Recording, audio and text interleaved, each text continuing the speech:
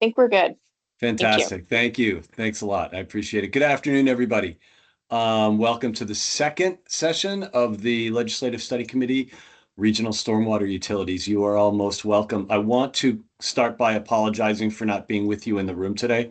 I was actually at an event with my wife last night in Albany, New York, and we only just got back to where I live here in Virgins within the hour. So it would have been quite the drive to get up to Montpelier to see you all. So I will attempt to chair this meeting from online. And in so doing, let's go ahead and go around the room first, and then we'll go around the online second. Danny, do you want to go ahead and start, and then we'll roll it around? Yeah. Hey everyone, Danny Balance. I'm with the Clean Water Initiative Program in the Water Investment Division. Pass it to Gianna. Hi, Gianna Petito, Water Investment Division, staff support to the study committee. Hello, I'm a committee member. My name is Jenny Patterson. I'm the executive director of the Lake Champlain Committee. Luce Hellman, I'm a committee member. I'm on the town of Shelburne Select Board. Luce, nice to meet you. Nice to meet you. I'm Shane Geiger, Shelburne Stormwater Superintendent, acting, I guess, as a member of the public. Hi there, Sarah Coleman, Clean Water Initiative Program supporting committee. Christine Doherty, here on behalf of Green Mountain Water Environment Association. Zach Blodgett, Deputy Director for City of Montpelier. And Kevin Burke, the DEC Stormwater Program Manager. I should note that effective on Monday, I will be replacing Pete Laflamme as the Director of the Watershed Management Division. Congratulations. Yes, congratulations. Congratulations, Kevin. We'll let that set in for a little moment. That is news that's percolating its way out. Is there anybody else in the room? I think I see someone sort of over on the sides. Yeah, we have two more. Oh, great. Terry Purcell, Operational Section Supervisor in the Stormwater Program. Paige Kalita, Concerned Citizen. Sounds like a cheapy byline. Ms. Kalita, thank you for joining us. I appreciate it a lot. Yeah, I apologize for not being here last time. No worries. Okay, let's go around the, we'll go through, I will call the roll from the list that I see here, starting with Brian. Hi, Brian Bannon, Town of Brattleboro, Assistant Planning Director. Welcome. Thank you, Brian. Chip.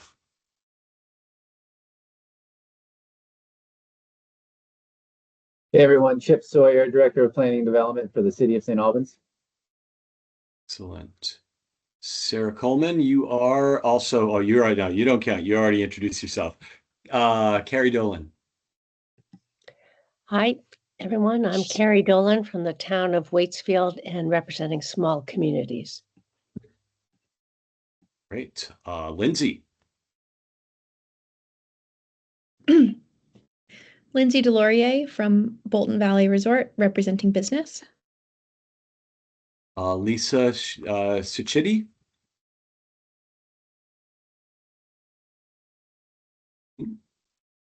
We just lost Lisa. Had somebody in, but lost her. All right. Chris. Hi, everyone. I'm Chris Rotley. I work in DEC with the Watershed Planning Program, and I am the coordinator for the Clean Water Service Provider Network and was involved with Neil and others and a whole bunch of stakeholders in developing that system, including the rule and all the related guidance. So nice to meet all of you for those I'm meeting for the first time. Great. Thank you, Chris. Jillian. Hi, Jill Sarazin from Lake Champlain Sea Grant. Come. Grace. I'm Grace. I'm on the Clean Water Initiative Program, just listening in. All right. And Mr. Swift. Yeah, good afternoon, all. I'm the Watershed Planning Program Manager for Vermont DEC, and just interested to listen in just on the role that our tactical basin plans play in advancing the implementation of the Champlain TMDL and other TMDLs and meeting our state's water quality goals. All right. Thank you, everybody. Welcome. So for today, I'm going to very briefly go through the agenda. And I wanted to ask the committee members a quick question as I do. So today we'll have a quick public comment session at the beginning. We'll also offer that at the end. We're going to do a little bit of a deeper dive into the Lake Champlain Phosphorus Pollution Control Plan and the role of the 3-acre permit in there, which is something that we realized at the last meeting seemed like it might be helpful for certain members to receive a little grounding, similar to the legislative committees when we launched this initiative last session. We're going to hear a very interesting, compelling, I'll call it a storyline, but it's not a story. I mean, it's a serious set of issues from Paige Kalita, who's a resident in Richmond and really kind of exemplary as to why we're doing this work.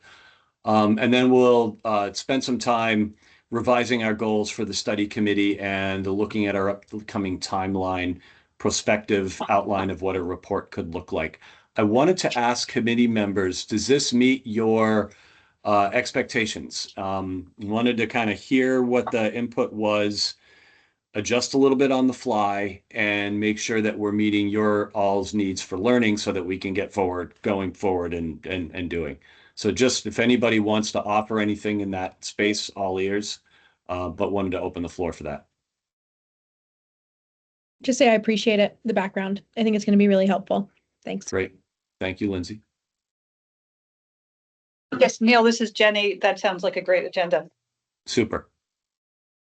Okay, we'll take those accolades and we'll stop right there and just jump right into it. Just wanted to make sure folks knew that, you know, we're not trying to drive the bus. We're trying to open the door and set the table and like decide who's going to grab that steering wheel, right, and work together on this work. I would open it if there's anybody who would like to provide public comment at this time. Ms. Kalita, you're going to have a section on the agenda.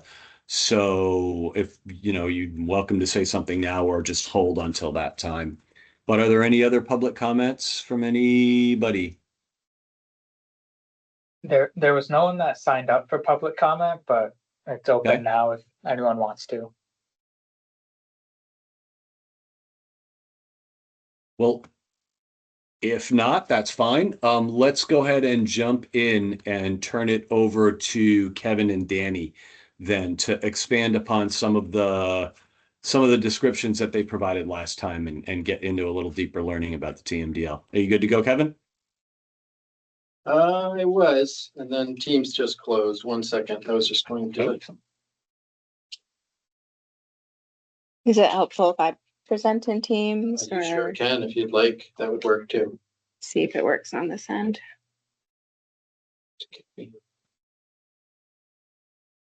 Right, I can see that now. Just tell me next slide. Thanks, Jan. You can see, I'm trying to get, I'm not quite in the camera, but we're going to talk a little bit about the TMDL, just take a deeper dive just for the sake of, you know, understanding how 3-acre fits into the overall puzzle. And I know a lot of you are very familiar with all of the pieces of this complicated puzzle, but I think it's important to just frame how complex it is and where 3-acre fits. So we have regulatory projects as part of what's called a waste load allocation. Basically, there's developed lands that encompass the MS4s, TS4, which is the state transportation network similar to the MS4. We have our municipal roads, gravel roads, paved roads are included in that when they're hydrologically connected. And then we've got developed lands, which are also inclusive of 3-acre sites. Another part of that puzzle are non-regulatory projects. So these would be projects that are funded through our clean water service providers, aimed at, you know, river stability, protecting riparian buffers. Also could include forestry BMPs. So that's also part of the overall load that goes into the TMDL. And then from that, we need to identify what our reduction targets are. So each of those sectors would be identified with a particular target for reductions. And overall, then those reductions would be combined to meet what Lake Champlain can handle, essentially the Lake Champlain pollution budget. Next slide. Sure. And I will just flag, hand. Oh, Carrie. Go ahead, Carrie. Yes, I see on this slide, it doesn't indicate the expectations in the agricultural setting. I presume that this too is part of the TMDL. That's Yes, a really good point. Yep. Go There ahead, are, Kevin. You can there speak to are that. there are certain sectors that are not shown in this slide, and including agriculture. You don't see wastewater treatment plants up here. And, CAFO, which is confined animal feeding operations, that's another regulatory program that isn't fit into the developed lands waste load, but it's certainly considered as part of the overall package. So I'll have another slide that will talk a little bit about all of those pieces. Thank you. So really, this is a lot of text. I apologize, but I wanted to make sure the content was there. So what are developed lands in the context of TMDL? And basically, we're talking about phosphorus contributions from different land uses. And in developed lands, the predominant source is being from stormwater runoff from impervious surfaces and disturbance related to development.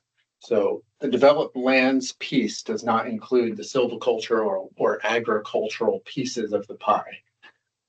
It includes municipal, residential, commercial areas, both state and federally owned impervious surfaces, construction sites, state highways, municipal roads, including that vast network of gravel roads. This developed land use category incorporates state and PDS permits, which would include like the construction general permit, which is delegated to us from EPA, along with wastewater discharges, or rather industrial discharges from multi-sector industrial sites. It also includes stormwater sources that are subject to other non-NIPDES stormwater permits. So the state operational permit program that regulates impervious surface is a non-NIPDES state permit. And then the other piece that I think is often overlooked is unregulated development. There is a lot of development, and predominantly there's more development that is unregulated than regulated. And it incorporates future growth. So the TMDL is not static because Vermont will continue to grow, Vermont will continue to be developed. So the TMDL does account for the growth that will happen in the future going forward. So we don't want to set our targets without considering that our targets are going to be, our targets need to consider, what is going to be coming in the future. Carrie? Again, I'm sorry to interrupt, but could someone forward the slides to meet your presentation? Because I think you're maybe a slide or two ahead of this particular slide. I actually think he was, I think he's right. This is a text heavy slide, Carrie. I think Kevin was sort of right at the bottom of it. Oh, I see. Okay. At this point. I guess okay. I'm the one who was ahead of the slide deck. I apologize.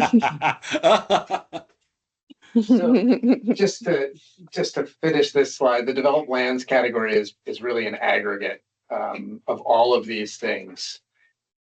And there are some that can be quantified individually. Impervious surfaces are one that are typically easier to quantify as opposed to, say, construction site runoff. So just understand that it's all of these pieces combined that contribute to the developed lands category. So what is the baseline? I think these are just some of the basic questions I wanted to cover for folks just to have the general understanding. So how much phosphorus does the developed lands category contribute to the current state? When I say current state, the state when the TMDL was developed.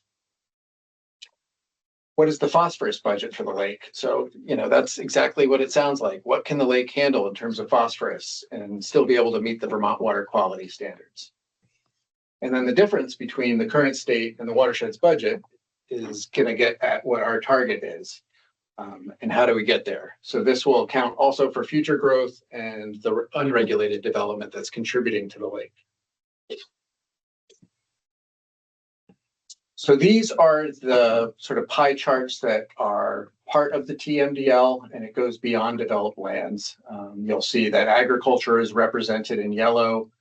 There are natural resource projects that would be undertaken. Developed lands is kind of that orange shade, where we have essentially the baseline of 113.9 metric tons per year. The lake can handle 93.2 metric tons per year. So our target for reducing phosphorus from developed lands is a reduction of 20.8 metric tons per year, or a reduction of approximately 18%. And 3-acre sites are a component of that overall developed lands. There are other reductions that come from municipal roads. So the municipal roads general permit that is going to address erosion-driven phosphorus from our municipal roads. That's a big piece of the developed lands, but so isn't 3 acres. 3-acre sites represent, essentially 1.7 metric tons per year, or 8% of the overall developed lands annual reductions. So when you look at the whole puzzle, 3-acre reductions are necessary to meet the overall target. And essentially offsets in part the growth that, there's going to be a continued load from new development that's not regulated. And even new projects that are regulated, they are not always subject to 100% no increase standard. So even if a project is subject to a stormwater permit and they treat their runoff through a particular practice, let's say they get 80% removal efficiency of phosphorus. So there's still an increase there. It's not a net zero standard. So the TMDL accounts for that. And the 3-acre reductions are essentially identifying what that reduction would be in order to account for future growth and the unregulated development in the watershed. So a lot of folks ask, what are we going to do if we got rid of 3-acre sites? What if 3-acre sites were no longer included as part of this regulatory load reduction? The burden, and I think we've heard this before, the burden would shift to other land use sectors or other opportunities. Both of these are limited because we've kind of taken an all-in approach. A lot of these, agriculture is represented, wastewater treatment plants are represented, forestry is represented, municipal roads are represented. So if we can't find those reductions through 3-acre sites, we have to find it somewhere else. Do we find it through modifying stormwater regulations that we have now for new development and redevelopment?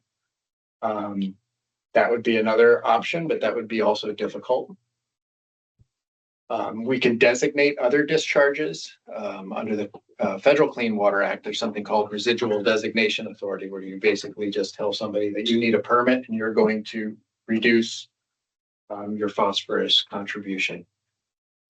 It's similar to what we've done with 3-acre, but it would be more targeted.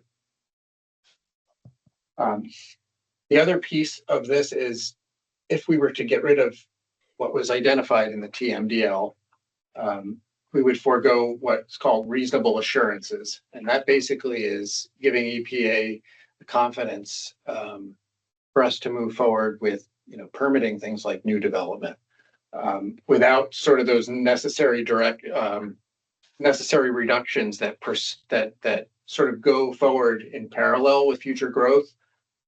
We would have a difficult time permitting new development.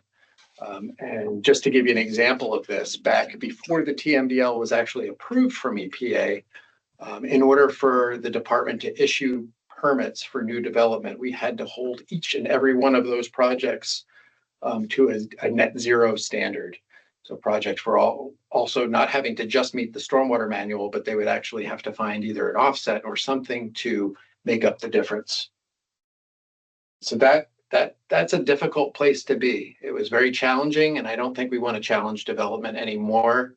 I think the stormwater standards are pretty challenging at times for projects going forward, on a normal day. So really adding to that would make it even more difficult. Carrie? Yes, thank you. One other sector you mentioned, if we were not to meet the 3-acre, would be potentially impacts to the wastewater treatment discharges. Can you speak to that and the potential cost differential, what that would mean?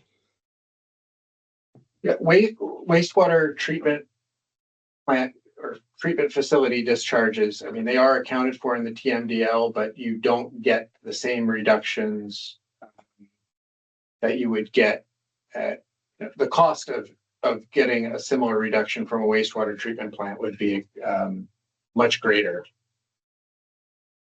And really, it's a smaller piece of the pie as well. So without 3-acre, I don't think we can get there with wastewater treatment plants alone.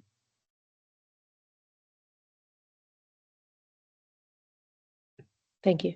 Does that answer your question, Carrie? No, that's it. I think we can provide maybe, Carrie, a little bit more context with sort of weighing the balance between those two in terms of the cost of wastewater upgrades versus stormwater upgrades.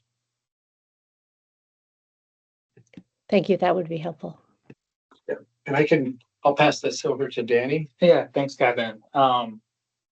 As you just heard, Kevin was talking about the regulatory framework and rules, which included the 3-acre initiative. And we still find that the state needs to make some progress to fill the phosphorus reduction goals set in its TMDL. And Act 76 of 2019 is the way that we make the non-regulatory efforts work. And by doing so, Act 76 requires the establishment of the clean water service providers. And what they do is administer the water quality restoration formula grants. And as the name kind of implies, those grants use a formulaic distribution of funding to achieve the phosphorus reduction goals that are set in the TMDL. And this slide is just kind of representing the process for how the funds are determined. So the first line kind of looks at this first box on the top left looks at the annual total phosphorus load reductions needed per basin by sector. And then the middle box is what is being met by the regulatory programs. And so we take the total phosphorus load reductions, subtract what's already being projected to be met through the regulatory programs, and that gives the estimated amount of total phosphorus reductions needed by sector. And then we take those estimations and multiply them by the sector cost rates. And those cost rates are in kilograms of phosphorus reduced. And then, unfortunately, we don't have all the funding needed to fund the total phosphorus reduction. So we have to scale back with our given funding, which provides us the total funding for each sector. And this kind of this image represents the difference between regulatory and non-regulatory efforts. DEC went through sector by sector and identified how much phosphorus reduction could be achieved. And that's on the regulatory side. And then recognizing that the regulatory projects cannot fully meet the phosphorus reduction targets set in the TMDL, the non-regulatory projects kind of make up the remaining phosphorus reductions. And this is a snapshot of that's from the Water Quality Restoration Formula Grant Target Fund Allocation Methodology. It just shows how it is broken down. So on the left side of that table is the sector, and then the sectors are broken up into kind of subsectors, which have different cost rates. And this is kind of how we figure out the final amount that's funded for each sector. Danny, could Yep. going back one slide to the or back one more, sorry. So what percentage of the developed lands category is regulatory versus non-regulatory for that category? I don't have that number on hand right now, but I can get it to you. Kevin, by chance, do you know it? Not off the top of my head. I might have it though. Lindsay, I'll just offer that nearly all of the reductions that we would seek to achieve out of the developed lands come from regulatory tools that were put in place as part of the Vermont Clean Water Act, Act 64, back in 2015. That's kind of how the schema was envisioned. So there are not a lot of deltas, but there's a few, and those can be filled in by those clean water service providers. Okay. Yeah, and this is the visual that Kevin showed earlier on, and we just want to highlight it again because it does a really good job at representing how the regulatory and non-regulatory work are complementary of each other in meeting the TMDL goal, and it's really an all-in approach. And I kind of focused on the clean water service providers, but it's important to note that there are other funding programs other than the clean water service providers that also support the non-regulatory progress. And so I think the key takeaways out of this presentation that we're trying to express are that the 3-acre initiative is part of a all-in approach to meeting the TMDL goals, and that's both with regulatory and non-regulatory efforts. And the regulatory projects overall only meet a certain percentage of the total maximum daily load. So we need to rely on some of the non-regulatory projects to make up some of the efforts in meeting the targets. And yeah, if there's any other questions, we have a couple minutes on the agenda to field any. I do have a question, actually. Christine Doherty. So looking at the developed lands and what's really making up the regulatory side of that, I'm seeing the MRGP, the 3-acre permit program, the MS4 permit program, and the TS4 permit program. Not seeing anything around active construction. Wondering if that is calculated or a part of this, or not directly included, or maybe that was not included for a reason. In the TMDL, it was, you get into the details, as I recall, the ability to quantify the phosphorus contributions from active construction sites was, I won't say not doable, but very difficult. So it was not assigned a specific value. And I can double check with that, but I think that's specifically addressed within the actual approved TMDL document.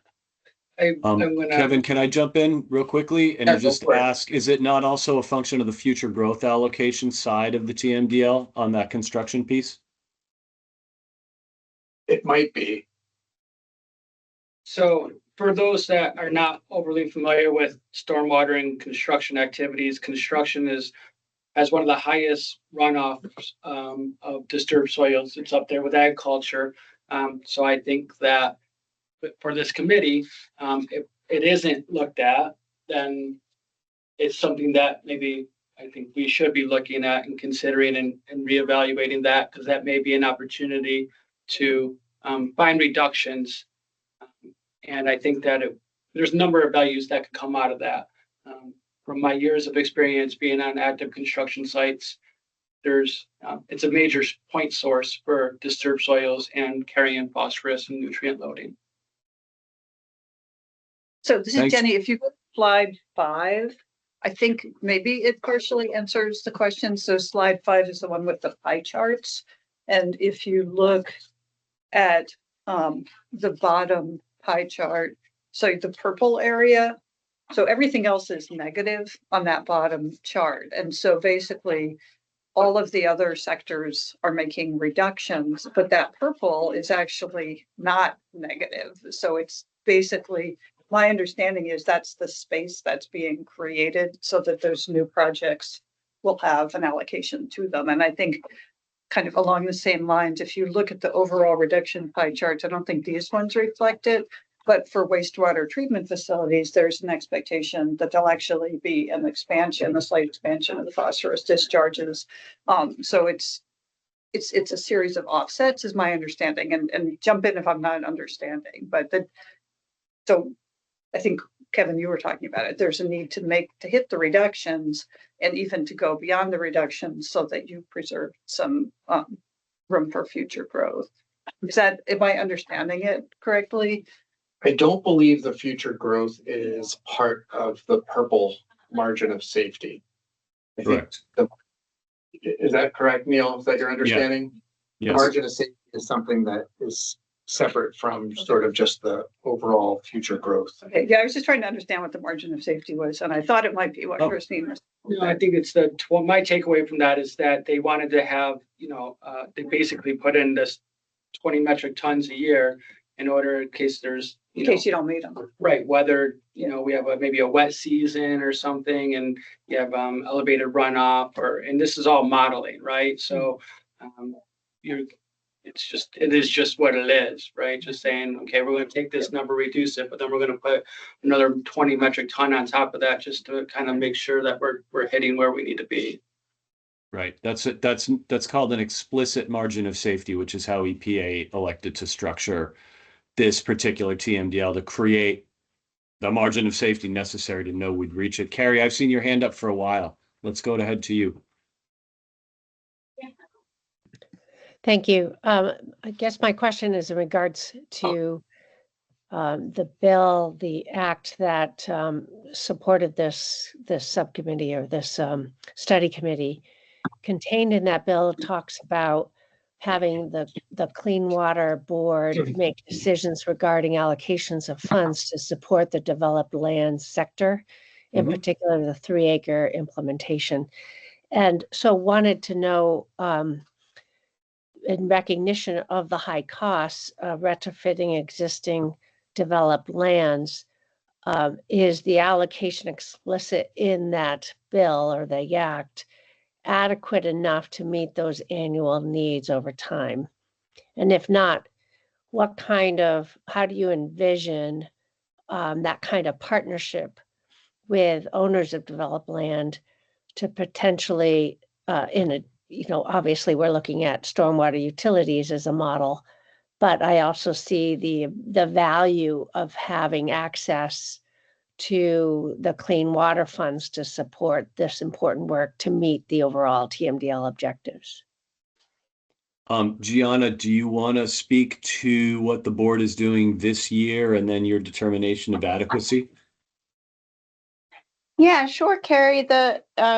The staff spoke to the board this year in recommending slightly less than the 5 million allocated in the Act 37, given some other funding available through Lake Champlain Basin Program, but also a lot of the uncertainty given what might come out of the study committee, and really understanding and reading the intent of Act 37 to explore this sort of public adoption of private 3-acre sites and a new sort of mechanism to regionalize revenue raising and distribution of projects really complicates rolling out a funding program sort of on the masses and availability. So that in partnership with potential timeline extensions that are now in the draft updated general permit for folks by which they need to do their construction, we're using what limited dollars are being proposed in the budget to pilot this theory in the MS4 space. And I don't know if, Sarah, you wanted to speak any more to that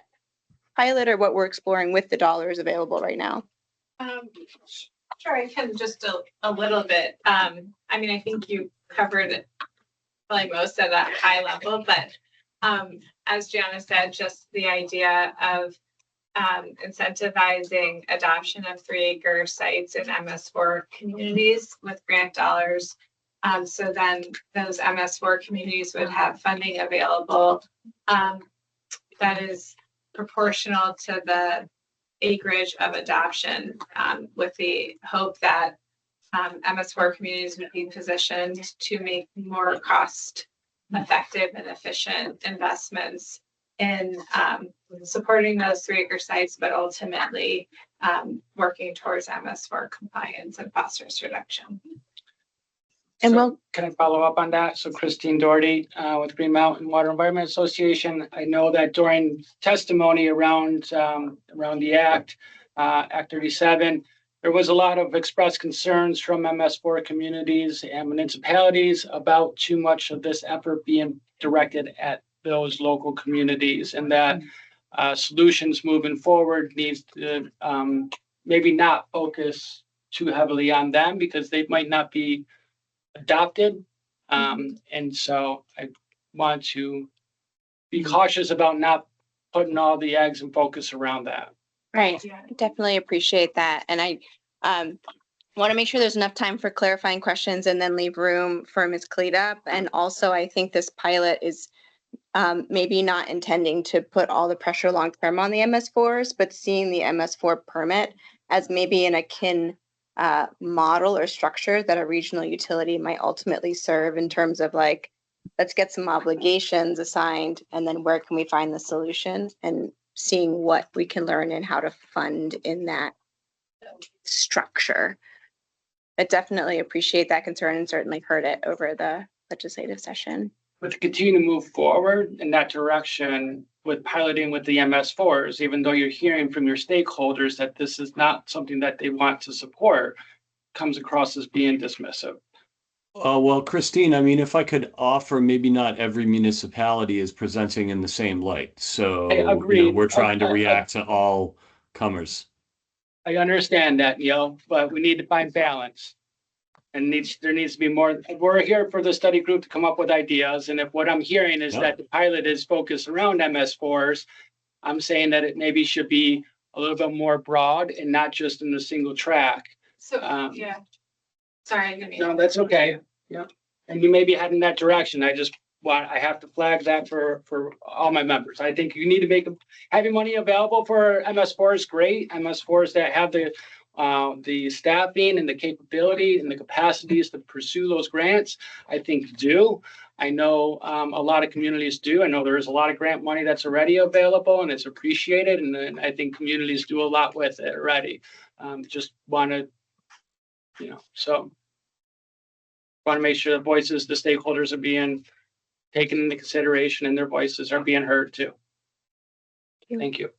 Thank you. The only thing I was just going to add is the dollars that are being used for piloting were dollars that were dedicated for MS4 communities already and not necessarily originally in the 3-acre space.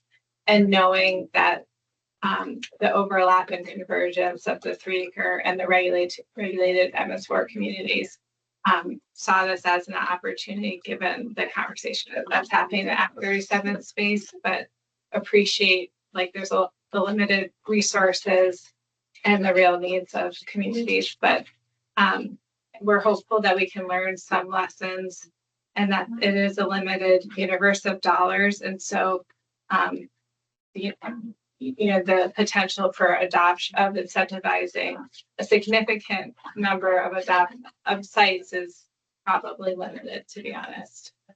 But still supporting MS4 compliance with those dollars.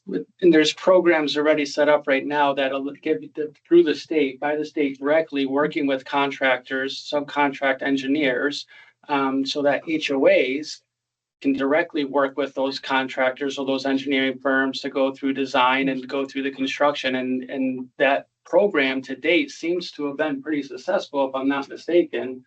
There's been a lot of money that's gone into that program. I believe you pretty much used it off.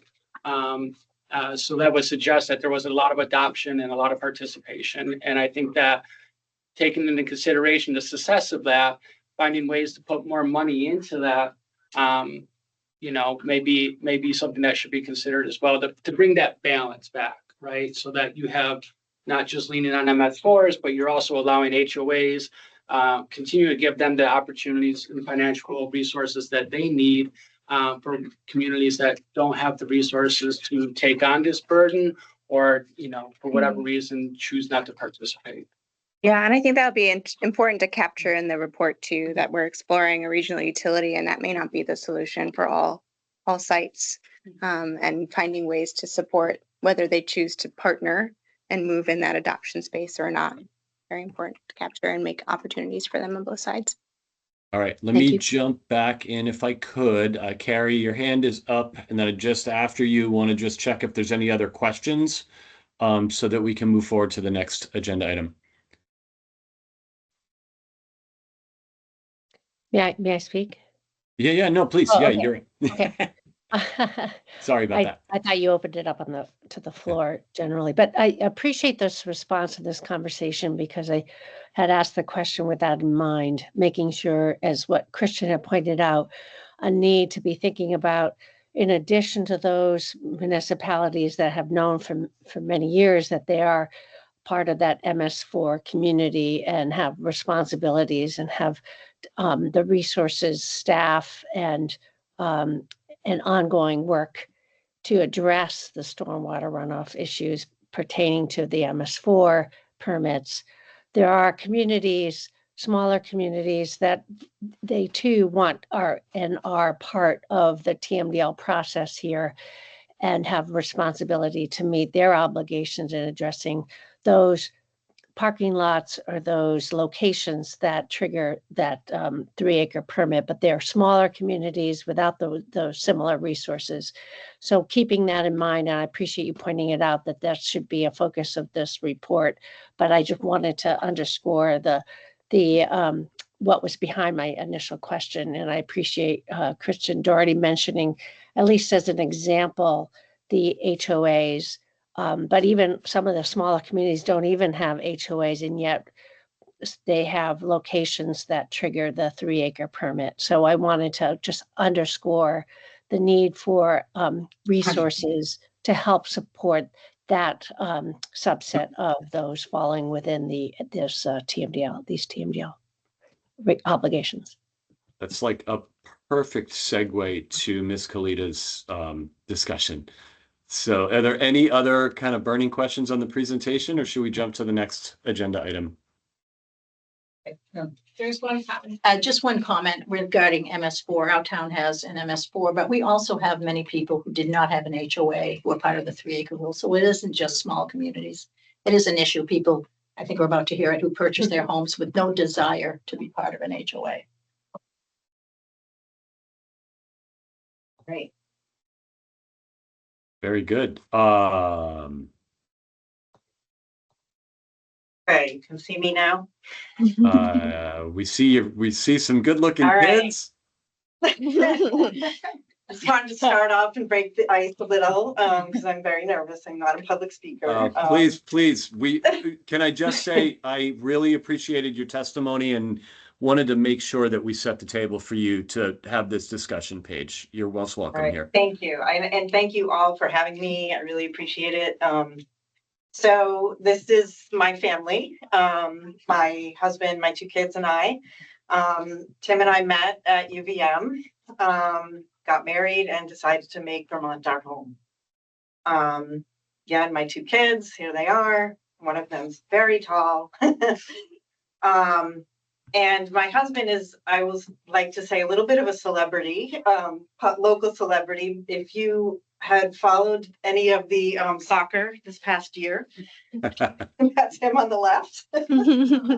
He was on ESPN several times commenting on his mustache. And yes, he is not famous, but a lot of people have recognized him from that. Now, was he over there in that section of the stands, like the crazy section?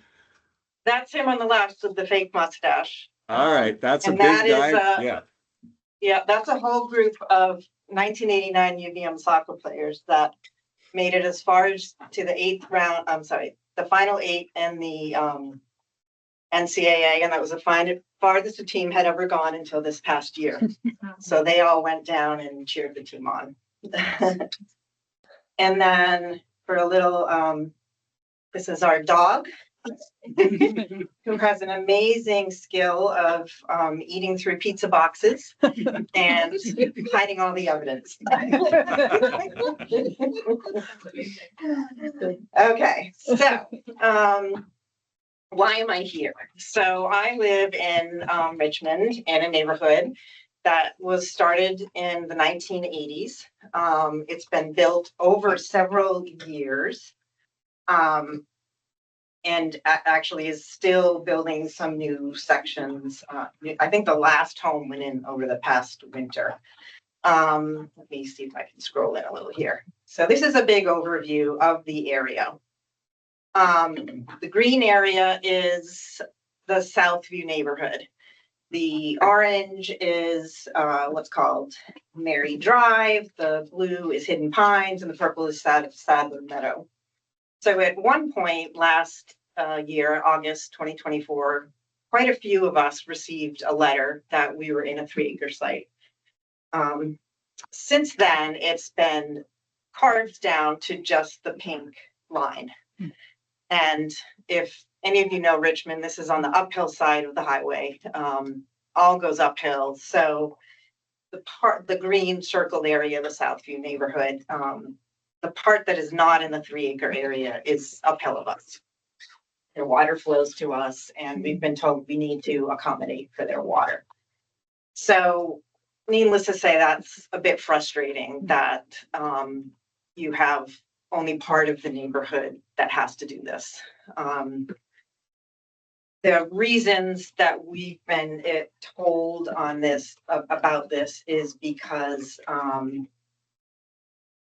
this is the initial scope of the neighborhood. It's a hand-drawn map from 1980 something. And that satisfied the 3-acre amount.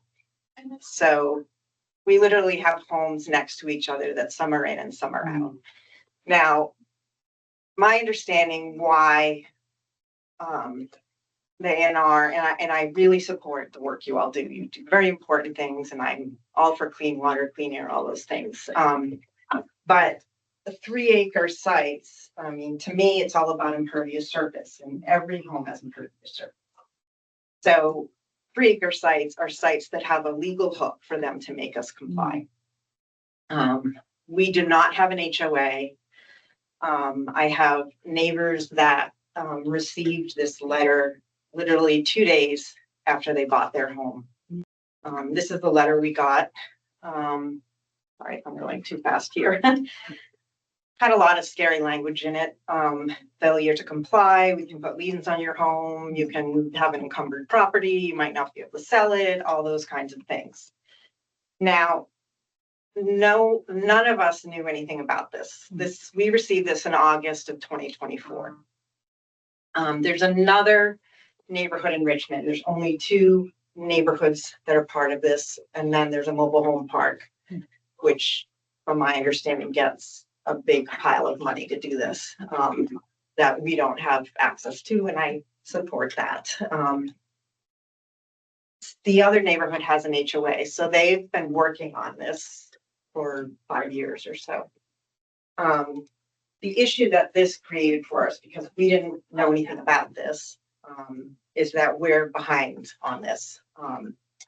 There are ARPA dollars for us to get up to $50,000 for engineering and permitting, but we're not, I don't know if we're going to be able to meet the deadline because there's just still so much to figure out. We don't know, the plan isn't done, we don't know what the construction is going to cost. We have to supposedly figure out some kind of legal entity to be responsible for this. So there's been a lot of challenges that we've had to deal with.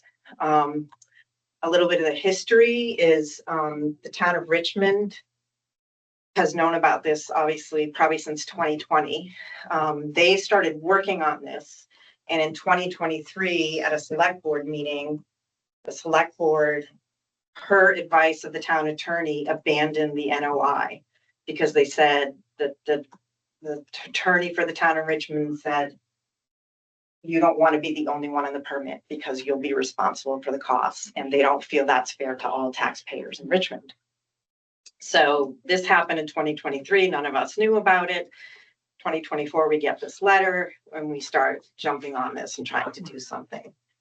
What that means is somebody has had to step up and be involved in this. I'd say I've probably spent 150, 200 hours on this. This was on top of getting my youngest through the college search, my father being very ill and driving back and forth to Cape Cod many times last year. I worked full time. It's been a stressful year and scary because, you know, initial thoughts were this was going to be like $20,000 per household. So, you know, the reason I'm here today is that I just feel, and there was a lot said in the first portion of this about an all-in approach. And it really doesn't feel all in to me because they're looking for me to pay this bill. You know, the estimates right now are probably $600,000 to do this in our neighborhood. And that doesn't feel all in. My understanding is that it's about 5% of Vermonters that live in 3-acre sites. So we're looking to meet this TMDL, this agreement we have with the federal government, but we're only asking 5% of us to pay for it. And my issue with that is that this, you know, I have impervious surface under my house, but so does everybody. So why am I just paying for this? A little bit about our particular, this should have been in the meeting materials, sorry. Oh, okay, here we go. This is a part of my neighborhood. House A is in the 3-acre site. They bought the summer we got the letter. So they were in the house for about 2 months and then they got the letter.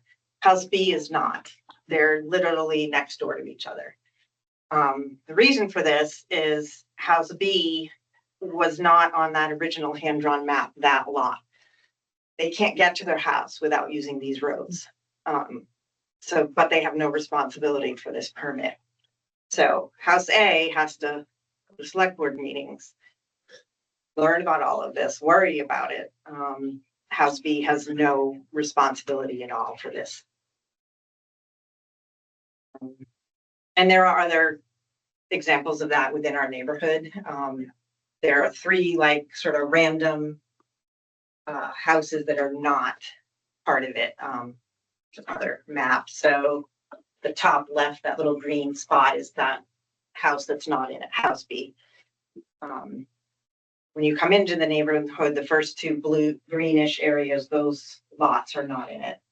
The one on the right was built by the builder that built the whole neighborhood. So he built the house in this neighborhood, and that is not part of the 3-acre site. It's just hard. It's very hard to understand. And it really comes down to the stormwater permit is this legal hook to make us comply. So for me, that just doesn't seem like a approach to solve the issue. It's like a legal way to make people do something.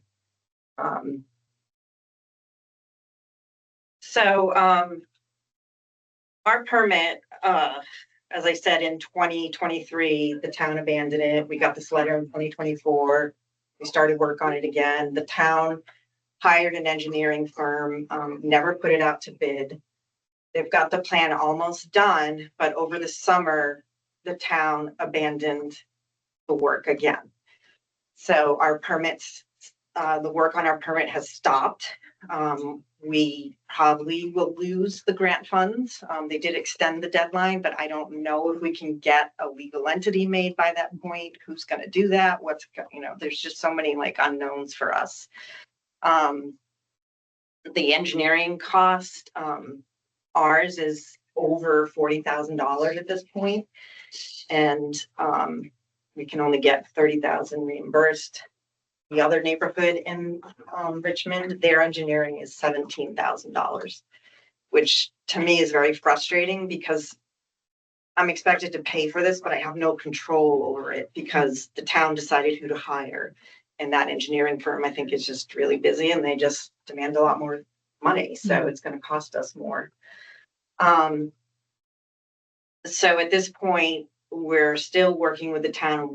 How do we go? Where do we go from here? The town is unwilling to submit the NOA without the homeowners on the permit, but the homeowner, there's no way we'll get everyone to join an HOA. So if I only get like half the neighborhood to do it, what do we do? How do the other people pay? You know, there's all these unanswered questions.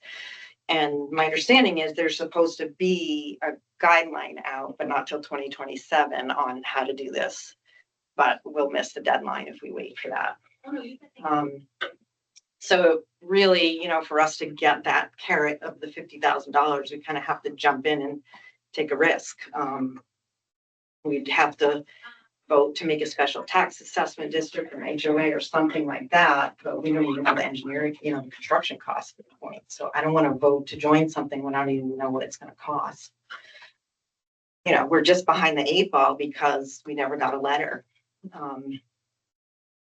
I'd like to comment a few things about what was said earlier with the 8% of the TMDL is of 3 acre. And from my understanding, that would include things like commercial sites like the Walmart parking lot and residential sites like mine are part of that too. But I know 8% is a big number, but my particular neighborhood is probably a tiny amount. It's very hilly. There's very few culverts. There's like swales, and all the water just kind of trickles along these grassy swales and never flows. We've never had problems during Hurricane Irene, 2023 flooding, 2024 flooding. There's never been any issues in the neighborhood. I had StormSmart come out to my particular property, which the road goes along and my house sits up on a hill, and there's a big, goes down like this and then up to the road. So my water all goes down. There's kind of a marshy area, almost like a natural settling pond. So my water goes and just sits there, steeps into the ground. It's really sandy. But so, you know, this stormwater design that's not done yet is my water's never going to enter it. It's never going to touch it. I'm probably fully disconnected. That's a stormwater term, but I still have to pay for it. And I guess the last thing I would like to leave you with is, and I really don't want to identify who this person is, but we did a walkthrough in our neighborhood. One of my neighbors who has a degree in soil science asked this individual who's very well versed and expert in this area and asked him a question about this. So I'll just play this short little clip for you. Oh, how do I do the sound? This context, it's totally unfair. I'll be the first to tell you that. Yeah, it's ridiculous. It's ridiculous. Oh yeah. Sorry, the sound probably isn't working on that, but I'll read to you what was said. So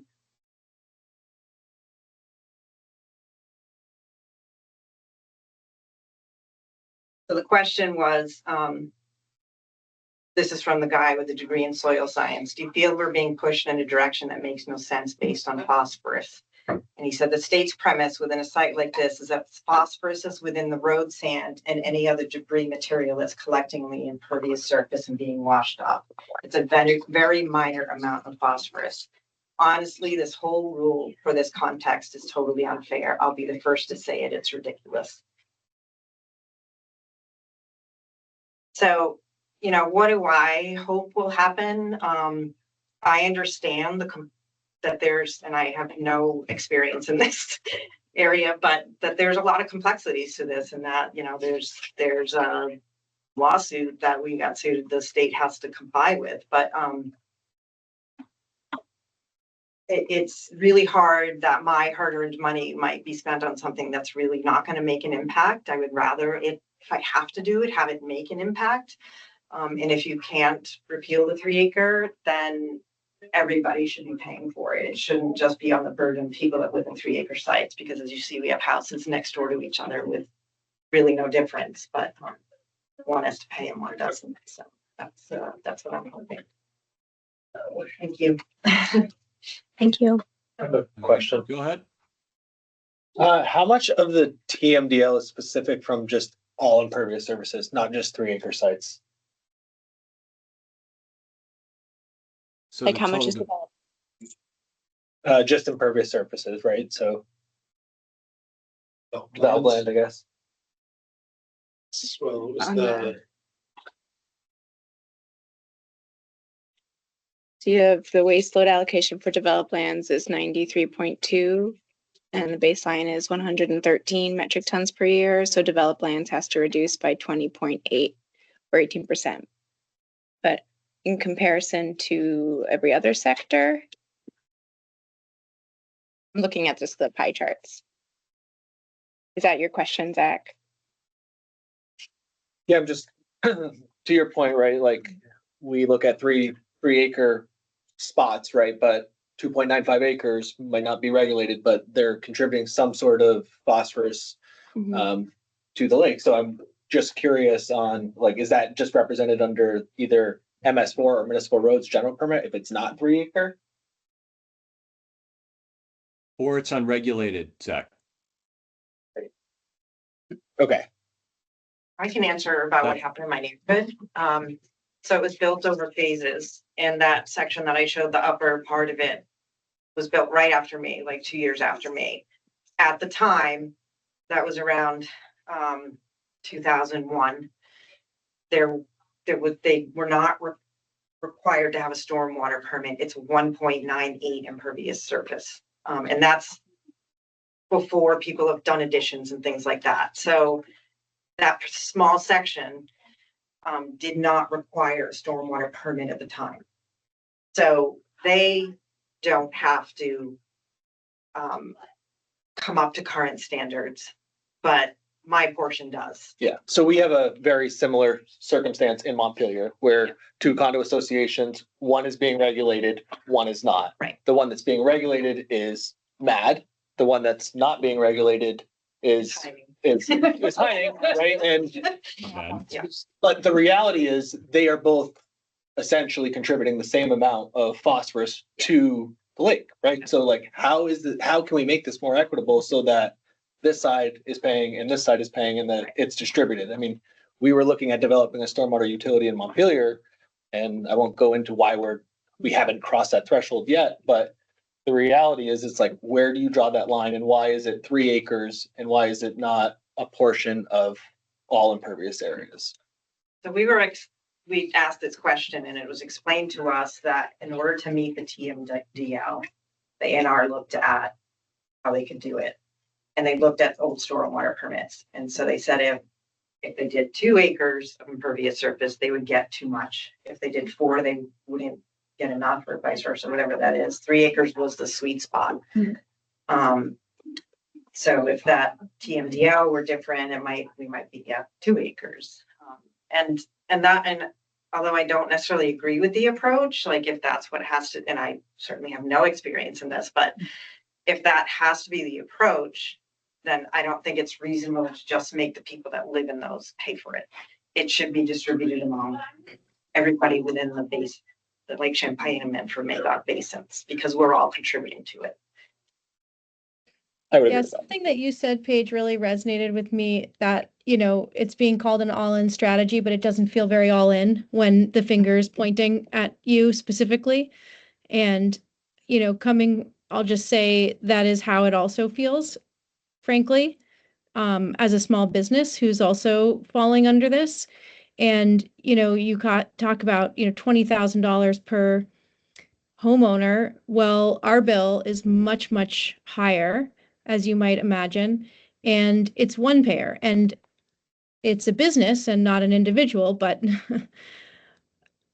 not all businesses are created equally or have the same margins as other businesses. And I can tell you that the numbers that, we're looking at are simply not affordable to us.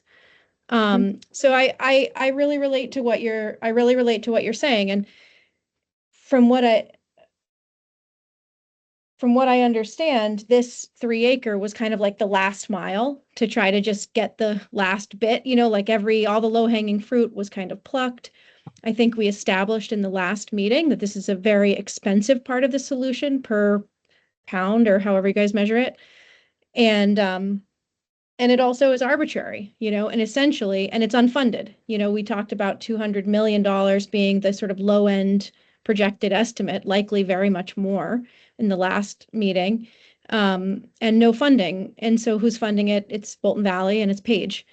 And it's just, it just doesn't seem like an acceptable solution to me. So that's why I was excited to be part of looking at this municipal solution, because I think it does create the opportunity to maybe pull the lens back off of just this stretch for like the last mile and just saying, okay, well then you 5% of Vermonters, you're the ones who are just going to cough up out of your own pockets because we don't have the money for it and we need to find somebody to pay for it. So eeny, meeny, miny, mo, you.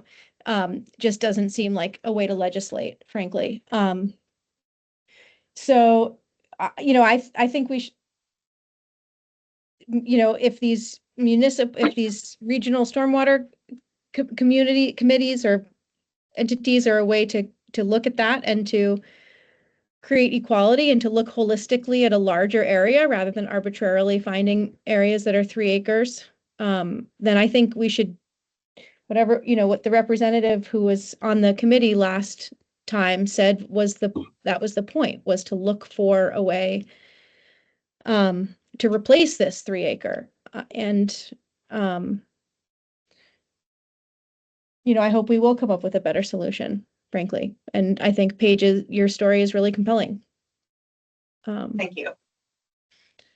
And my other comment would be like, if you took all the money that's going to be spent on these and said, hey, here's this pile of money, go make it work where it's going to have the biggest impact, then wouldn't that be a great thing? Could we also maybe solve some flood resiliency in that too? Well, I think region's been hit hard. And that would be the point of the regional stormwater districts. Wouldn't that sort of be the idea, is that it would be a way to raise money from a broader group of people and then to look within that region to identify the area of greatest impact within that region to meet that region's allocation, rather than this sort of, arbitrary. And I think Paige's example is a great example, of an area where it's not even going to have the type of impact that we want because it's so arbitrary, because it's not really, selected for its specific impact. So, yeah. Thank you, Lindsay. I just want to recognize, Carrie, your hand has been up for a little bit. And I wanted to also note we're a little over on our agenda, but I felt like this is a really good topic to let breathe a little bit. I mean, I thought that Paige, the challenges that your particular neighborhood faces are worth talking about with this group. They're kind of foundational to why we're here now. Carrie, go ahead. Thank you. And this has been a really important conversation. So I thank Paige and I thank Lindsay for and others for continuing this important part of the meeting. My question for Paige is that regarding the road, is that a private road through that housing development versus No, it's not. a town road? No, it's a town road. Okay, so in that context of the 3 acres and how to define the 3 acres, it sounds like there's a portion of that's actual town managed, town owned right away. Yes, it's like a 65% private and the balance is on the town. So the estimated costs would be divided up that way. Another challenge that we've come up with recently is these systems have to be maintained. It's like the proposed design is this underground chamber that has to get vacuumed out or something. So the town wants us to be responsible for our portion of that. And then my understanding is they also have to be replaced in somewhere like 30 to 50 year time period. So town wants us to do this special tax assessment district, which I'll have on my property, but my neighbor won't. And to me, it just seems like it's a forever thing because there's maintenance and replacement at some point down the road. And it just seems crazy that only 48 of the homes are contributing to that out of the 80 in the neighborhood. Or so, I'm not sure the exact number, but. And really the question in that YouTube video, which sorry, that didn't work, but was that the phosphorus really comes from the road sand and salt. It's not coming from my roof. I mean, that's minuscule amount. So it's the problem is really from sanding and salting the roads. But I still have to pay for 65% of that bill. Well, thank you for that clarification. That's helpful to know. And especially when we look at a further justification of these alternatives when approaching the whole question of how to afford these stormwater controls. Because at the end of the day, we're really interested in the incentives for disconnecting. And to your point, I mean, that's one of the struggles of runoff is that it's a lot of little problems everywhere that accumulate. And so to what extent do the solutions that we come up with or start thinking about are actually creating incentives for disconnect to accomplish the overall end goal of minimizing the actual impact. So so thank you. This was a really, I think, an important discussion of a real life example and further evaluation of what our options are. All right. And just Thank make you, one Carrie. more Go ahead. one more comment, and I can at some point, if anyone wants to see it, we discussed this with the engineer and said, why can't we just do this down the hill? Like all the water goes under the highway and through a farm and to the Winooski River. And it's like, why are we treating here? Why aren't we treating like past the highway? You know, where there's probably a lot more put into it. And that sort of speaks to that more of like a bigger picture look at this, like, you know, get a pile of money or a pot of money that everybody contributes to and say, all right, let's treat here, and it treats this whole area and would get 5 times the amount. And the engineer said that. He said, this is where it should be, but you can't do it here because V-Trans won't work with you. So.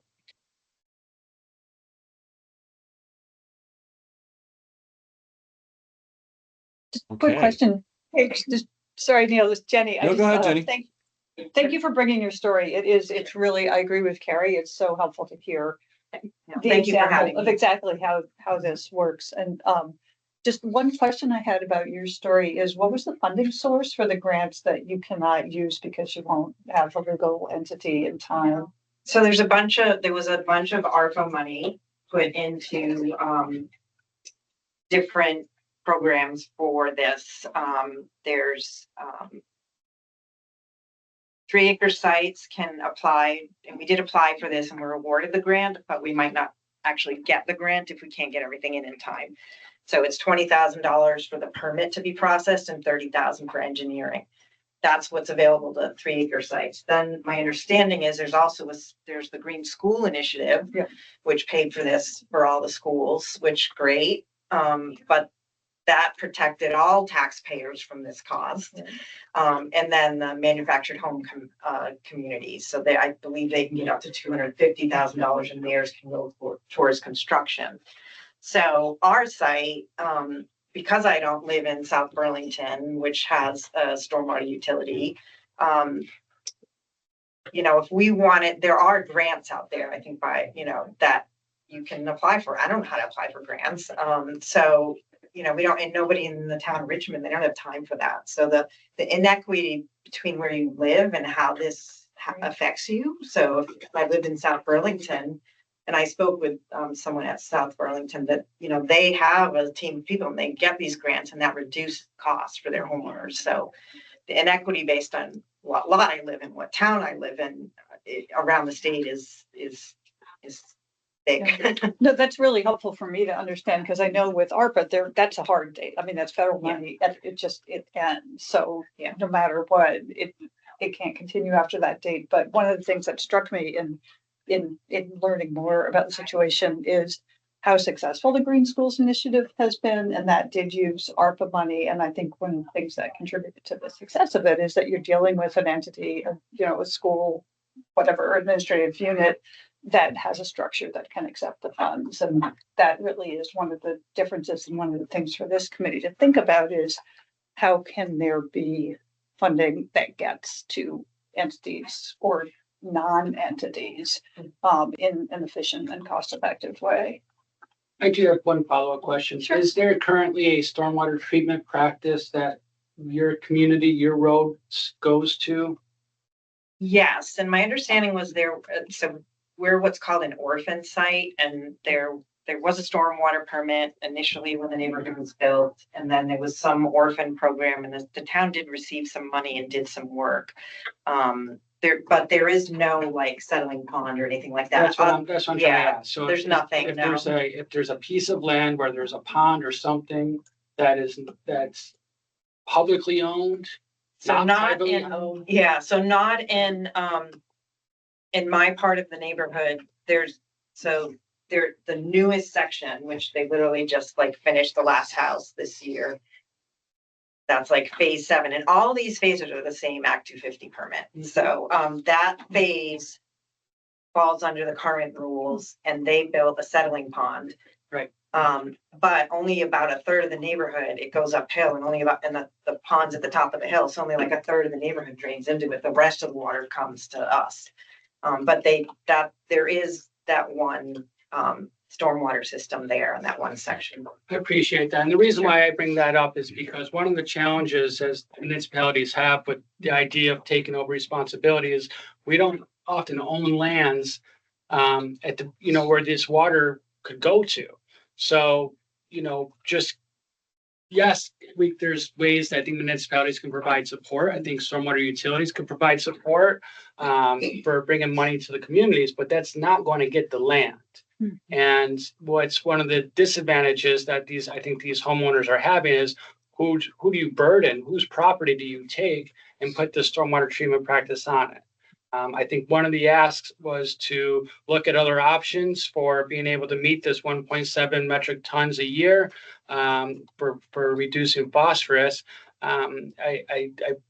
I would like to continue to keep the idea that maybe not looking necessarily backwards to communities that don't have these infrastructures in place. That was something that failed to be, the oversight on that failed.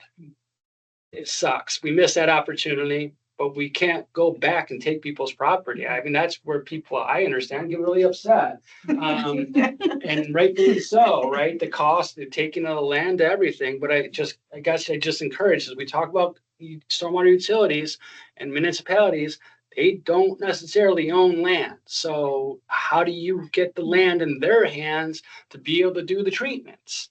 And again, this is why I want to bring back up construction and active construction and potential reductions that could be observed and captured from there, and how that might look more like a regional oversight, because it needs to have oversight. We could dive into a little bit of the state's current stormwater construction oversight practices and the volume of inspections and the actual functioning of those that oversight. I think there may be a better opportunity to get this reduction through those programs without having to take people's lands. So this is Jenny. So Neil, I'm so excited that we're getting into this debate, and I think it's going to be a great segue to the diagram that you put in the materials. And I want to say, just for myself and my background that I bring to this, I haven't had the opportunity to talk about this. So I'm the executive director of Lake Champlain Committee. I've only been in that role since January, but I do come with, I'm still learning the Vermont system, so that's why I'm asking so many questions, but I have many years of experience in New Hampshire, both as an elected official. I was a school board member for 12 years, so I have experience with building things and how complicated it is to be a municipality. And I also worked for the state, for the Attorney General's office for 14 years doing environmental protection work. And I understand how challenging it can be for an individual to comply with their requirements. So I'm excited to be part of the conversation about how do we deal with these issues, but they are really difficult. Well, the schools, for example, have land. That's one of the things why I think it's so successful for them, right?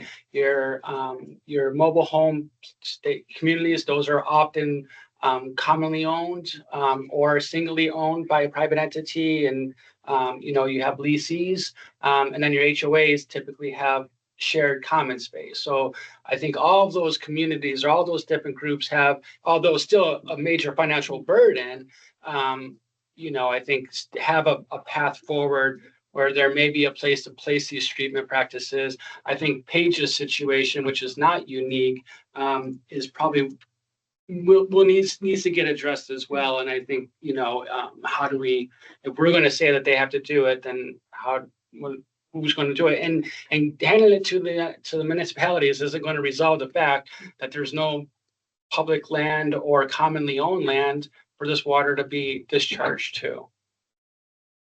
I have a question for A&R, a little bit related, but slightly different. So these permits, if we obtain all the permits, they're 5-year permits, and then it's time for renewal, correct? So I think about if the town takes on a bond to make some of these improvements, it's a 10-year bond. I'm a little concerned about rules changing midstream, because some of these people had permits, yet it changed in 2002. And for instance, in my neighborhood, we have a community septic system that's been working for 30 years.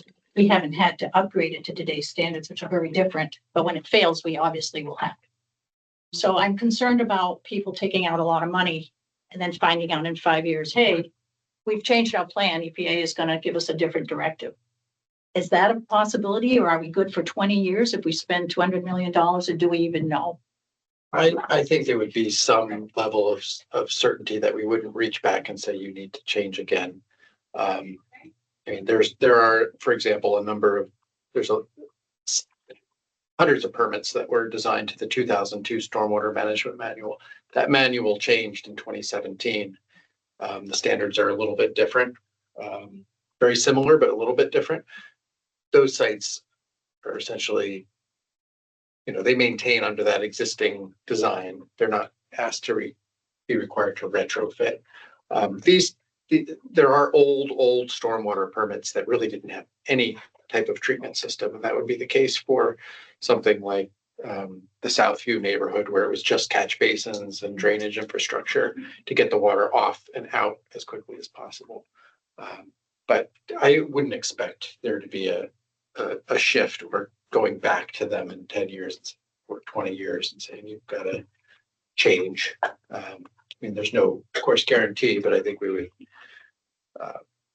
look to honor, a design that was approved, and they would be issued a permit for that design. With a renewal date every 5 years. Is there any way to make that a 10-year? Is that we can have that later conversation? Go ahead, Kevin. You know this. Yep, we're obligated to issue permits for no more than 5 years under statute. It's a Clean Water Act limitation, as I understand it. Yes. Okay. That was a really good discussion, and I super appreciate, Paige, you bringing this forward and giving us your time in order to, talk about it. It clearly sets the table for the work this committee is doing. So I think maybe we can take another go at our kind of our goal setting and look forward towards how we structure up our development of a report, how we acquire the information we need, and what we put down on paper. So Gianna, are you going to lead this part of it? Yeah, happy to. Thank you. Yeah, and thank you. We continue to try and document where there might be sort of issues or interests where we could bring more presenter information in. So this is really helpful dialogue for us to think through and debrief. We're looking in the materials section. You'll see this on the second page of the goals part 2, basically revamping it a little bit. And so throughout the first meeting, we did hear quite a few questions around what is the scope of the committee and the scale of the study committee and the questions of the charge. And so hoping to do some time to revisit those and talk through them today. But a few items for your consideration first, and what we added here, if you could scroll up just a little bit, Danny, we realize that we don't necessarily have a working definition of what is a stormwater utility, what is a municipal stormwater utility, and what is a regional stormwater utility district, which might be helpful to make sure we are all on the same page with over the next year. And so through some language here, briefly, don't expect to talk about it today, but an ask to all of you to look at it and digest it and either bring to the next meeting or email one of us some commentary that we can aggregate and bring back to you all on definitions, and hoping over the next few meetings iterations we can evolve and make sure we're talking about the same thing in that space. And then the next thing to propose to you is this like visual, and maybe it works and maybe it doesn't. But really hearing from the first meeting, Carrie Dolan suggested making sure that we use some of the report to document where we don't have consensus and see where we could focus our work where we do have consensus, but still make sure the other ideas are there and captured. And so as we talk through the goals starting on the next page, thought maybe this diagram might be useful to think about where do each of you personally land, and maybe to just keep this diagram in the back of your head, because it might vary based on each charge where you think the solution may lay and where that lands. You'll find probably for right now what's proposed for the content is in the green space, is where DEC has proposed it. And so but helpful to have that dialogue. And so this might be a useful framework, it might not, but presenting it to you here and to run through it briefly for orientation. The red is sort of the current state, and this idea that phosphorus reductions need to come, phosphorus reductions that would be coming out of the 3-acre rule are really tied to those specific 3-acre sites.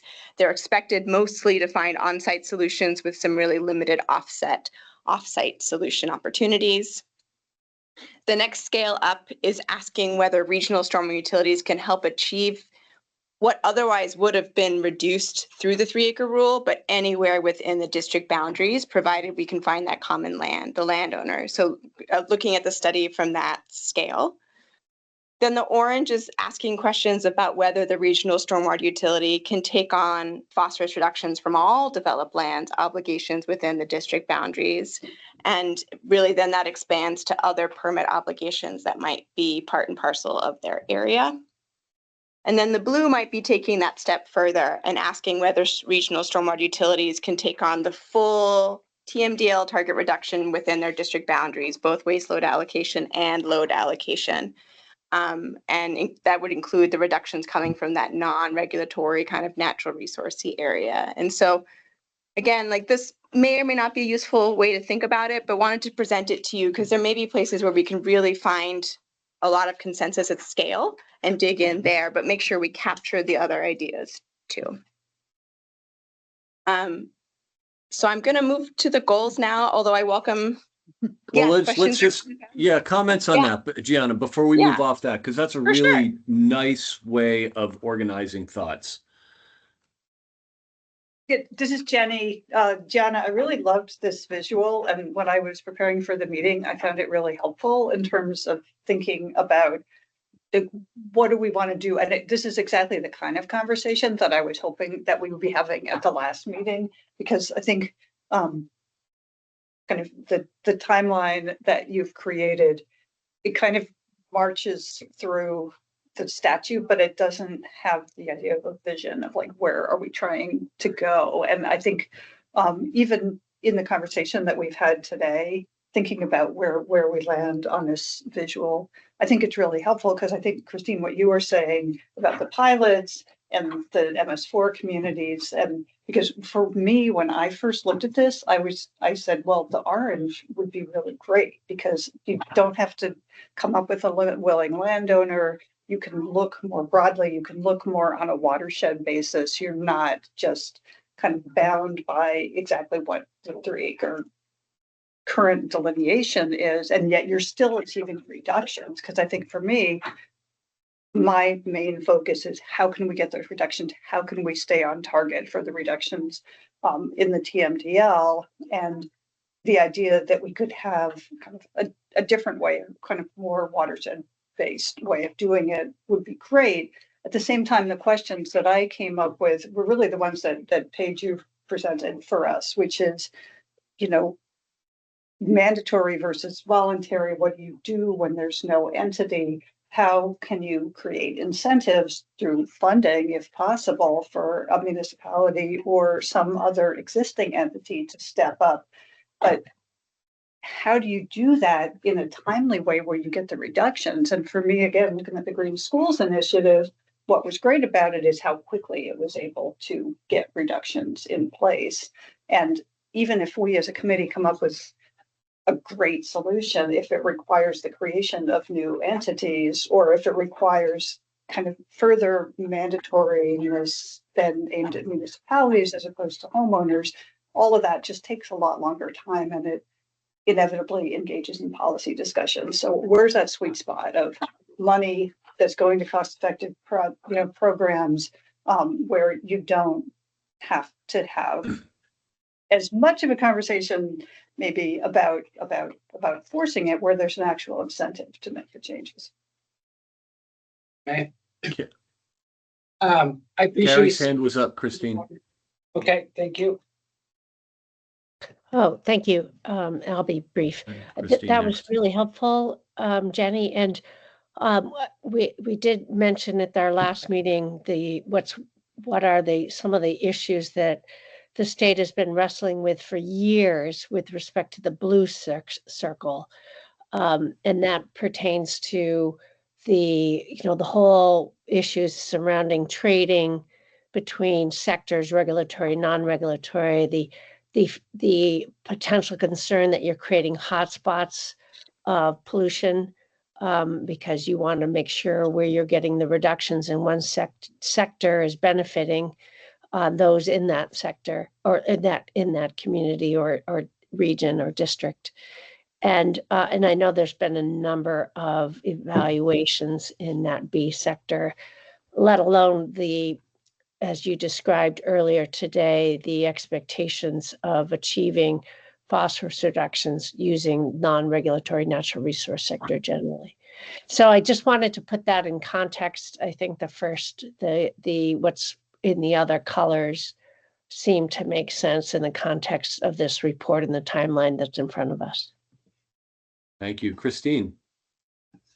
Thank you, Neil. I'll try to be brief here. I think one of the resources that we have, and I would like to just kind of plant the seed out there for the committee to keep in mind, is the state already has been putting a lot of work into doing watershed management planning and looking at watersheds holistically. And so when we look at some of the resources that are already there and how do we not stand up a whole new program, I want to keep that in mind as well, that there may be opportunities for work to be done through that program that's already in place, which can be more inclusive of all communities collectively. That's a great suggestion. And the tactical basin plans that are published under Ethan's program, they do identify the reductions by sector, but by association, Christine, they're also identifying the reductions needed in that basin within like developed lands. And so it's almost like the math is there. And what you're suggesting is to look at it differently than the 3-acre component of the math. But, look at the developed lands math a little differently. Well, yes, and how do we get to a utility, right? So if the goal is to try to create a utility or an organizational structure that can address this, that's not so confined to maybe just a single town, because water doesn't know political boundaries. And as Paige said, why are we not capturing water at the other side of the highway closer to the receiving water body? A town doesn't have the authority to go maybe outside of their political boundaries, but the state through the water, through the technical watershed basin or a similar structure of like that I would imagine would have more flexibility in being able to work with landowners that would be in a more targeted or more functional location. Yeah, that's a good idea. I don't know, I'm just Ethan, if you want wondering to react. Oh, sorry. Go ahead, Jenny. Oh, this is Oh, loose. I'm just Lucy, wondering yeah. why A&R, did you look at that option when you, before developing the 3 acre rule? I'm just curious. So we did, and we as the whole TMDL structure and Act 64 came together, the role of tactical basin planning as the lens through which we would look at the 5-year reduction targets and take stock every 5 years of the reductions that had occurred and project forward what each regulatory program would do. Yes, we definitely, A&R did that. But as it was sort of stated before, maybe it was Christine or maybe it was Paige, you kind of accurately reflecting that the 3 acre permit program being that sort of that final increment of reduction out of the developed lands that we needed, that was the legal mechanism that was put into Act 64. So that's what we've been taking forward. And so here now, this public policy conversation we're engaged in, starting by the General Assembly, gives us the opportunity to think about that a little bit differently. Like, how do we achieve this? And I appreciated, you weren't here, Luce, but Representative Rob North's comments. Yeah. He's given this a lot of thought. So yeah, I mean, it's a good way of looking at it. There's also a lot of energy amongst certain folks in the Senate around trying to make it easier for municipalities to do utilities. And I know that that's, Christine, like, I hear you. It's not easy, right? And it takes capacity that municipalities don't have. But the same time, the opportunity for, like, sort of dedicating the funding stream around MRGP, for an example, that's a real opportunity. So that I agree, orange Neil. space, let me finish. That orange space seems to be the space that feels like there's an interesting opportunity for dialogue in there. Maybe not the MS4s, I don't know, but like the rest of it. I guess I keep in mind that rain runoff doesn't know political boundaries, and I would say that the state may be in a better position than the municipalities to really capture runoff more holistically and over a wider area. Because you're talking only a handful of communities that have a stormwater utility in place. We're going to miss a lot of opportunities. Richmond does not have a stormwater utility, so going in that direction would require them to stand one up. And there are not that many stormwater professionals in our state or in the nation for that rate. But I'll digress. No, thank you, Carrie. And I think to the extent to which we can, perhaps in the recommendations contained in this report, emphasize the opportunities that may present itself if we dive into a public-private partnership, so to speak. If we already have development taking place, room in that development to absorb and manage more stormwater, how do we incentivize that kind of partnership so that we can perhaps ease the burden in other areas that, as we and others have mentioned today, that really it would enable us to go after those kinds of investments that can have the biggest impact. So I just want to throw that out because we don't want to lose those opportunities as they evolve in the regulatory space to see how we can perhaps maximize the utility of those spaces through targeted investment for stormwater management. Yeah, Carrie, I want to just follow that up. Instead of serving as chair, I'm going to jump right in and kind of geek out a little bit. I agree with you. They're hard sometimes to make those projects happen, but when the right ones come together, like, you get a huge bang for your buck. The Champlain Housing Trust Pomerleau project that just got built, Morristown got through a whole bunch of public policy dialogue. They're moving theirs forward. There's a number of them. Number of the ones that you ideated, Carrie Dolan, when Jim Pease worked for you many moons ago, those got advanced and got built. And so we should not lose that as a tool in the toolkit for sure. All right. Am I hearing anybody else want to opine on which color choice you prefer, or if you are color challenged, the innermost, second, third, or outermost circle? And it can evolve over the year, and it may evolve by chapter or change by chapter. And also So there might be an, if we're gonna still get to the outline of the chapters, that might be a useful prompt to think about the scoping and the boundaries by. Yeah, thanks, Sarah. Well, I'll answer the best I can. I mean, I think the 3-acre solution is very clunky, obviously, based on my comments before. So I'd like to find a path away from that. But, you know, like everything Christine is saying is pretty compelling. So I'm not sure that like it's a foregone conclusion what the conclusion would like what the path would be, but so. We have these things that don't exist in Vermont called county government, right? We have a state government. Well, I think there can be some efficiencies that which may mean having different models for different locations. Yeah. Smaller communities will be a challenge for smaller communities to have the infrastructure, municipal infrastructure necessary to even take up a utility model. But how can you regionalize that or manage it in a way that can still target the sites for the biggest utility while at the same time having a utility type maybe on the municipal scale to help maybe the larger communities. Mm-hmm.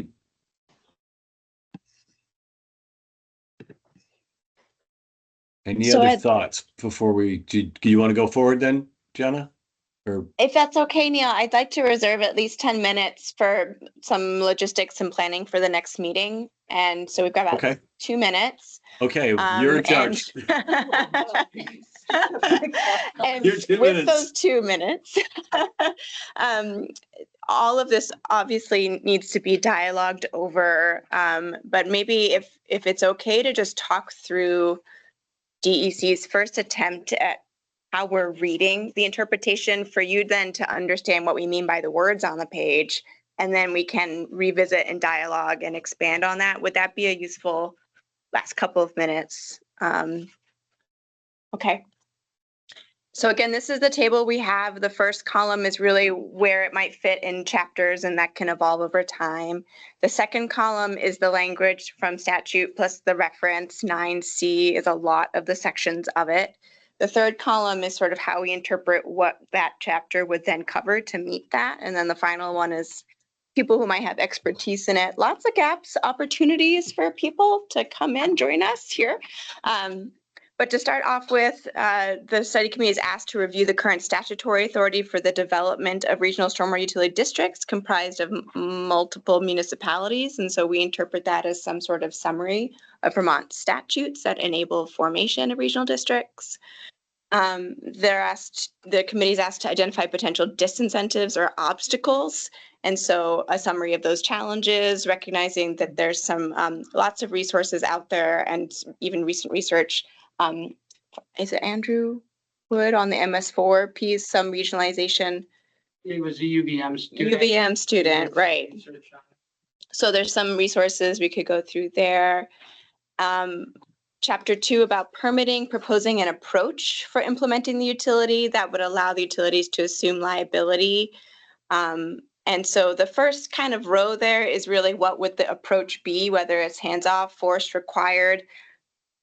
I don't know where we'll land there, but just leaving space for like what the actual approach is. And then the next row is how a utility could assume responsibility for securing the permitting obligations of the 3-acre sites.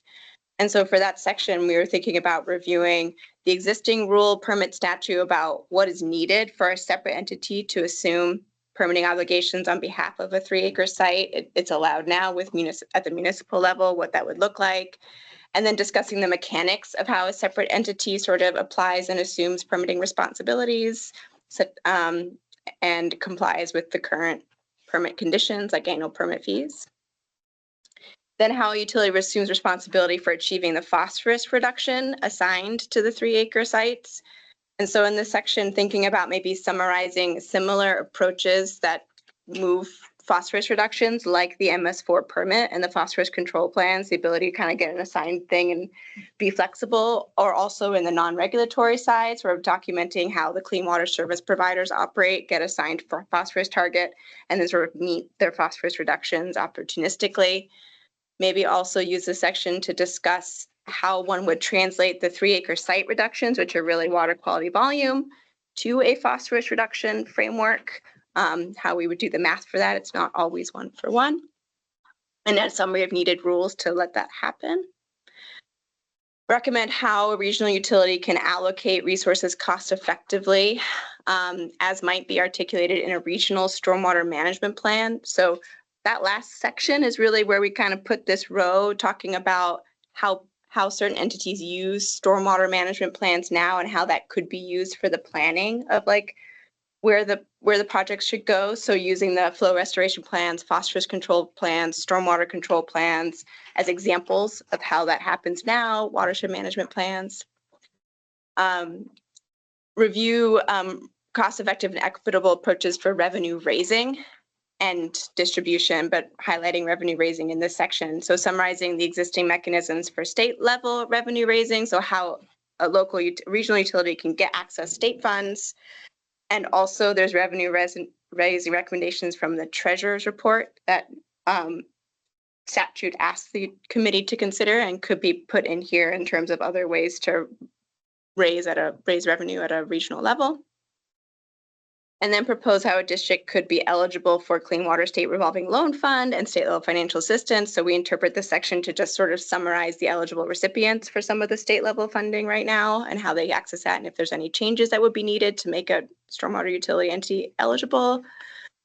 Whether and how to authorize them to assess fees and charges with special districts. So that might be an outline of the existing enabling legislation for regional utility revenue raising and fee setting, as it might exist for waste management districts or conservation districts, and then taking into consideration when landowners or towns cross watershed boundaries.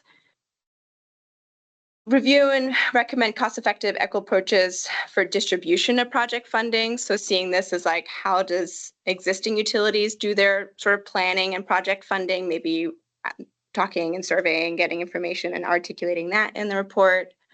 A summary of how the clean, and similarly on the clean water service provider side, how they prioritize projects with a phosphorus reduction focus and look for those opportunities. Estimate the cost to operate, maybe find out what the current utilities in the area, what their costs are, and provide some cost analysis there. Again, there's existing resources on that. Going to chapter 5, proposing how the statute should be amended. Really seeing chapter 5 of being like okay, like here's what we all know. What are the policy recommendations coming from the committee now based on all of this, kind of placeholder there. 6 right now is sort of the stepchild, ugly ducklings. I don't know where they fall pieces, but maybe we can find better homes for them. The first one is about like better approaches, which seems similar to the public resource content guide. So maybe finding a better home for some of those pieces. And then the last piece being whether stormwater permitting could be streamlined, which I know is an effort in multiple venues. So how much is covered here will defer to the committee on that. So you have your hand up. Thank you for letting me run through that so briefly, and I hope that was at least thank you, Jenna. That was really helpful. This is Jenny. I'm sorry, I feel like I'm talking a lot, but I think as I was preparing, I had a lot of questions, and I think as you walked through it, they kind of crystallized. And again, I am not necessarily known for approaching things in an orderly fashion. So I'm throwing this out for discussion, not necessarily that it's the best way to proceed.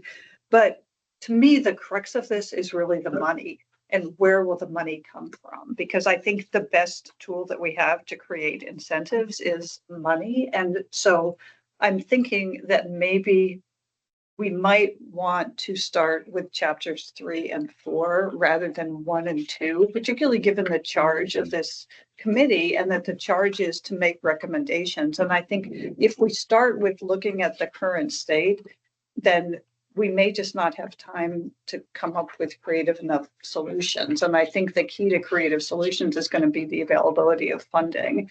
So it might make sense potentially to start with what are the funding sources, and then when we do our look at the current statutes, we can try to see what gaps might exist that could better tailor the legal structures that are available to the funding sources that are available. So just a thought in terms of the order that we look at things. Thank you. Okay, so we are almost up against time. Gianna, you wanted to cover a couple logistic matters, and I think your outline is a fantastic way of having broken apart the statute and kind of framed it in the context of what, what that report could look like. So Jenny, I appreciate your pre-work on it. As we kind of look at the next meeting, I wonder if there's an opportunity to start then with what we just ran through quickly and kind of get a little bit deeper into it. I'm not sure, Danny, I know you have a proposal for which way to go in our next meeting. But, similar to how we finished up last time, things started to get started to get good conversation. And so we don't want to like lose the opportunity to capitalize on that now that this baseline has been set too. So what do people think? Danny, what was your proposal first? And then maybe the committee members, what's your thought on advancing? Yeah, the way we put it in the timeline was we just put chapters 1 and 2 in there to start, but we were gonna ask the committee members kind of what chapters you think should be looked at first, and Jenny provided that 3 and 4 is her preference, and open to a little conversation to discuss that.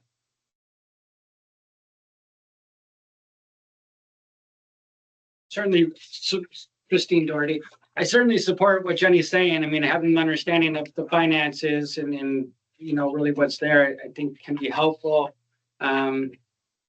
It's kind of a chicken and an egg thing though, because you don't know what the utility structure might look like and who's going to participate. Then I think that drives a lot of the funding, right? And so there's a little bit of a chicken and an egg there. I agree with you, Christine. You're in a space where, okay, are we gonna look at 3-acre sites and look at, funding them differently? Or are we gonna look at 3-acre sites and look at getting the phosphorus differently, right? And if it's about getting the phosphorus differently, then the money might be different as well. Yes. Possibly less, right? So possibly. I think also, Jenny, to the degree that,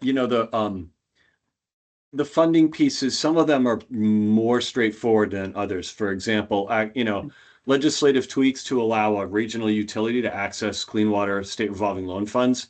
That's not too complicated. We can kind of describe what, we the state folks could describe what that would mean statutorily, and we could discuss as a committee and decide whether we feel that's a good idea. Then assessing the fees, that's juicy stuff, right? Like that's definitely worth discussing and, making sure we have good municipal engagement on that.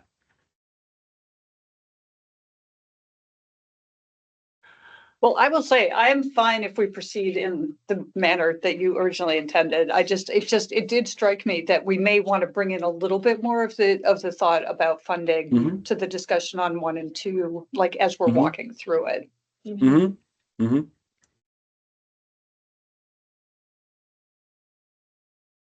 If Neil, if I may, if folks are interested in that, in the funding piece earlier on, I think we can help stage that up and think about that for agenda setting in the next couple of meetings. We also have materials on the website that we would definitely encourage some pre-reading on and could follow up with you all. In particular, the treasurer's report, it's mentioned in Act 37, and it really articulated different ways that, at least at the state level, we could revenue raise to address all of these stormwater goals. So there needs to be some mental interpretation of what that might look like now at a regional district. But it goes through ideas, I think, of like parcel or acreage bases and recommendations from the treasurer that might be relevant. Well, And we can follow up with some of those. Yeah.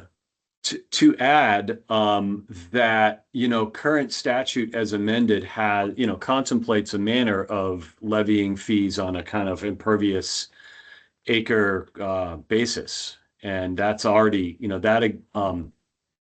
that ability for a municipality to do that exists in statute now if they created a utility. So, kind of taking a look at that and applying that to what a regional context might look like and who would be in and who would be out would be useful as well.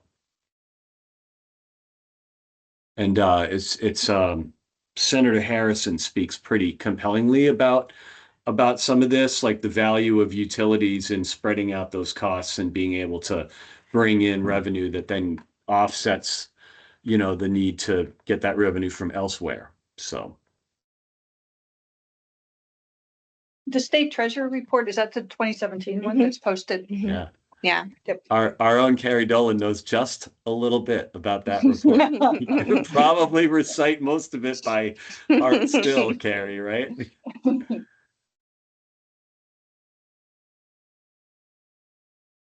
Some close-up logistics, would that be okay? Yeah, let's go ahead and do that. Be respectful of folks' time. I realize we're a little bit over already here. So Where close logistics. Oh, so continued open call if there's supplemental materials or requests for speakers, please just shoot Danny an email and we'll work it into the agenda. So appreciate that. But again, per the sort of group rules, please don't CC all and make it a dialogue on content. We'll take requests. The study committee sort of rules of operation or guidelines, they're now posted based on your input and feedback. So please take a look at them, or if you want to, again, we kind of opened it up to changing over time. So please use that as a reference. And if you want that changed, let us know. And did you want to speak about the public comment period? And sure. General permit 3-9050, which a lot of people call the 3-acre permit. It does cover new development and redevelopment and expansion. It's really the one single stormwater operational general permit. That's a 5-year permit as well. So we are required to reissue that permit. It's currently on public notice. There's a draft. Predominantly, it has been updated to reflect, extended deadlines, Act 37. But there are some other provisions that were added to make it a little bit more understandable. And address some feasibility issues with regard to residential development, individual lots, and so forth. So I encourage folks to take a look at it. We did have one public meeting already, and we'll be having another one as well. Both in person and remote access is available. But there is a red line version. There's a fact sheet that goes through some of the changes. So I encourage folks to take a look at it. We'd appreciate it. Great. Can they Google that, Kevin, for access? Oh, sure. Yeah. Or we can email around. We can email it. We can post it to the page. Yep.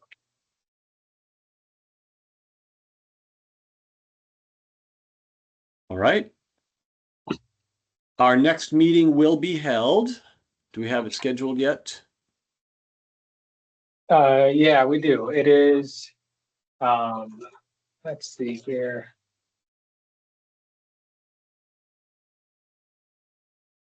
Good, at least. December 11th. Okay. Great. 2 to 4. Great. December 11, 2 to 4. There it is. I see it on my schedule. We'll look forward to joining those of you in person. I will try and make it in person this next time. I also realize that there is another section. If there are any last bits and parts of public comment, we are all ears. Paige, is there anything else you'd like to add, or is there anybody else that may have joined us? I have two questions. I learned that a septic hauler in Richmond was fined because they spread human septic waste onto fields, which is theoretically right next, it's right next to the Winooski River. I don't know if that's, supposedly they're allowed to do some of it, but this hauler went beyond what they were allowed to do and got fined. Did the A&R ever look at like just stopping that practice? Would that have helped us reach the goal without these 3-acre sites? And then my second question is in regards to, there may be changes coming to this. So if we submit our NOI, are we bound to construction? So, Kevin, let me add one thing and then I'll ask you. So if you submit your NOI, you've got permit coverage, you're compliant, and then you have 5 years to construct. If the game changes inside of that 5 years, then the game would have changed. But Kevin, help me out here. Yeah, I think if something changed, we would have to adjust for that change. I mean, even one thing that we're adjusting in the general permit, for example, is that 5-year to construct window, which, those that got a permit, say today, have 5 years to construct. And the general permit that we're proposing, in light of Act 37, that gives people more time, it would allow those that got their permit the same amount of time to construct as somebody who gets their permit in 2028. So I think we would just have to adjust. It's hard to speak to something that we don't know what that change would be, but I think we would adapt. Can I add one more thing to that, Kevin? Another thing that we're learning and exploring through the pilot is what if a 3-acre site already has an approved permit and is adopted by an MS4 community, whether the solution needs to occur on that site or otherwise. It's certainly a sunk cost, lost expense, and there still may be more cost-effective solution elsewhere. So that's something the funding and the regulatory are working to explore, and that's sort of one of the benefits of the pilot is like, can we do that then at this utility regional level too, then take that, what we've learned, and apply it in a new sense too. I'm asking this question because the town of Richmond is probably going to be asking us to vote on a special tax assessment district by the end of the year. And everyone's looking to me, well, should we do this or not? And what does this mean? And if we do and we accept it, that allows us to get these ARPA funds. But does that commit us to, like, do we then have to construct it, like, even if the rules change?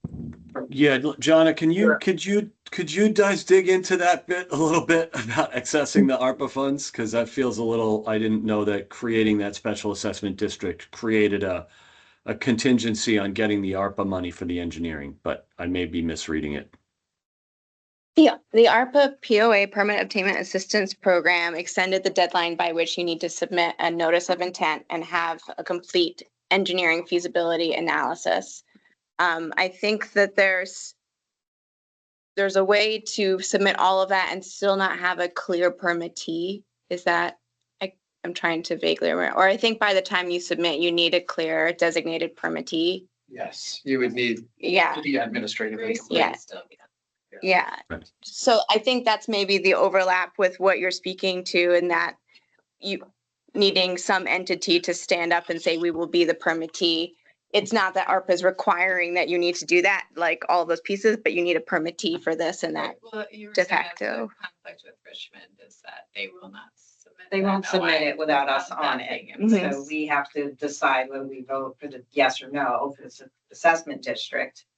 If we vote yes, then we'll be on the permit and it can get submitted. But once that's submitted and we accept the grant funds, if all of this changes and we don't have to construct it, are we legally bound to constructing it once we accept those grant funds? So I don't know. The funds in particular are not tied to your constructing. They're tied to you getting your permit coverage. And so we're asking you to get yourself through permit coverage, and then whether you're legally bound to construct that exact project kind of depends on what we learn in adoption of sites over time. Thank you. All right. And all, So- the complexity all the complexity aside, we don't want to be funding permits that aren't ultimately going to get constructed, but this is a special. Right, I understand that. It's just really scary to vote yes, and then, right, well, sorry, you don't have to do this. I would just add one thing, that once you have a permit that requires you to implement a particular design within a set period of time, you're bound by that permit. Permit could be amended. Yeah. If something changes. Okay. That helps. All right, so I'm gonna go ahead and call time on public comment here. Thank you though, Paige. Appreciate it. And just you've already been introduced to some of the folks in the room. You know Terry to your right, and you know Gianna now and Danny in our room. Please feel free to call those folks up to dialogue further around the challenges. Committee members, thank you for your extra 10 minutes that you gave today. Appreciate that very much. Is there any last bits and parts before we adjourn for today? Okay. Thank you. Appreciate it a lot. And we will see you on the 11th. Thank you. Sure, yeah. Gianna, do you want me to stay on the